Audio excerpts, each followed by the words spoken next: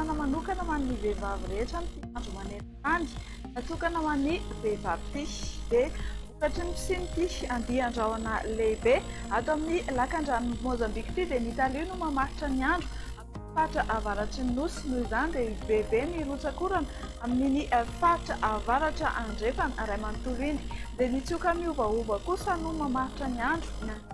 faritra hafa ny andrandra orana mety amin'ny analamanga fa maina tanteraka ny andro any atsimon'ny Madagasikara avy hatrany ary dia ny toetry ny andro amin'ny rapitsy no atolotra ho antsika amin'izao fotoana izao amin'ny maraina dia izy misy orana tandrikizao eny amin'ny faritra Boensi Melankiny anorana malepaka kosa ny avaratra atsinan'ny Madagasikara izany hoe any Antalaha Analanjorofo sy Toamasina andrahoana ny andro eny amin'ny faritra avaratra andrefana sy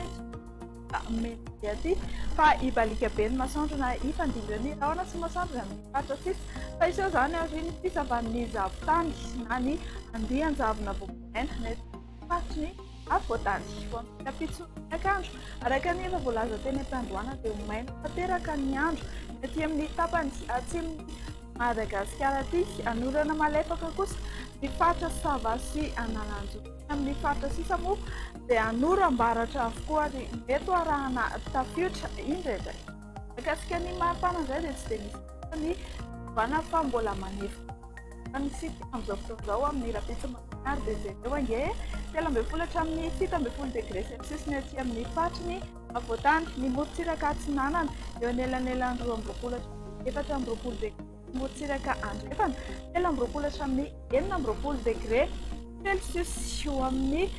rapitsy tolakandro ny mafana indrindra dia any amin'ny faritany Toliarany 30 degré any avaratry Gasikara dia somary mafana 30 hatramin'ny 30 degré celsius dia reto indray ny vina ho antsika manokana izay mikasa ivoaka ivelan'ny Madagasikara dia ifandihana sy masoandro amin'ny rapitsy any Paris sy Milan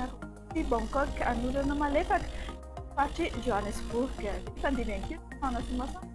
ao amin'ny rapitsy ny faritry Seychelles ibalika be masoandro La Réunion anorana tandrifindroa Maurice ny faritry Copte anoram-balatra indray no mamarana ny mety eo androany ity mirary faran'ny herinandro mafina ho an'ny tsirairay